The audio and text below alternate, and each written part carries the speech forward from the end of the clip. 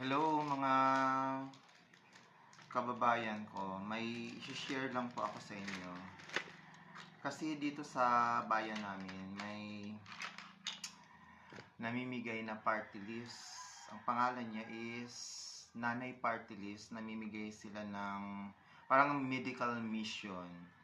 And then may palibreng salamin. So, naaya din ako, pumunta rin ako, pumila para sa reading glass na libre. So, ganito siya. Walang quality po yung pinamimigay nyo, Nanay Party List. So, isang araw ko lang, lung Lunes lang to, January 26. Doon kami sa municipal ng Santa Magdalena, Sorsogon. So, isang oras ko lang, nung pagtanggal ko, tumuklap na ito. So, imagine yung nilulustay nating pera, no? Sa hindi di kalidad na pinamimigay na salamin. And also, may libreng vitamins. So, nagka-interest din tayo.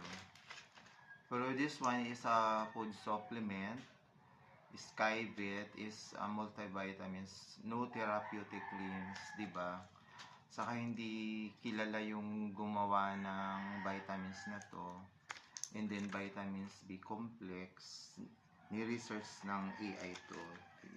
So, wala pang 1 peso ang ano niyan. Or more than 1 peso yata. Isa. So, ang suggestion ko lang sa Nanay Party List, no?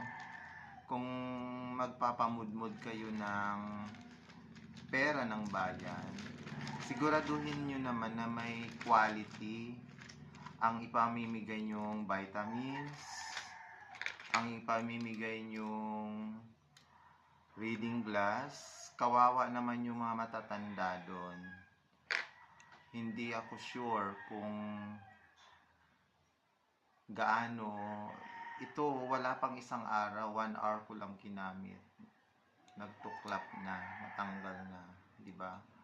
Kawawa yung mga senior citizen doon kung ganito ang nangyari sa kanilang salamin.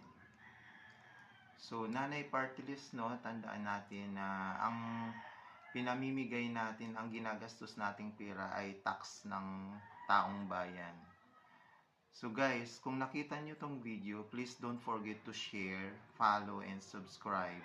And comment kung na-experience nyo rin yung Nanay Party List. Actually, kakaunti lang ang nandun. Mostly, nagsiserve sa STL, Small Lottery, dun sa Union. Basta mostly yung tao na nakapila dun lang sila. Hindi pa yan in-announce sa buong sambayanan. Kung na-announce pa di ang daming taong pumila dun. So, ang dami ring nabudol sa ganito. So, Nanay Party List, no? Sana sa susunod na pamamigay nyo ng mga ganito, may medical mission kayo. Yung may quality naman, nakakapanghinayang. Sayang ng service kung ganito. Hindi kilala ang mga pharmaceuticals, no? So, I don't think na effective to, no? So, I'm sorry. Pero gusto ko sa susunod, wag natin sasayangin yung pera ng bayan. Okay? Maraming salamat.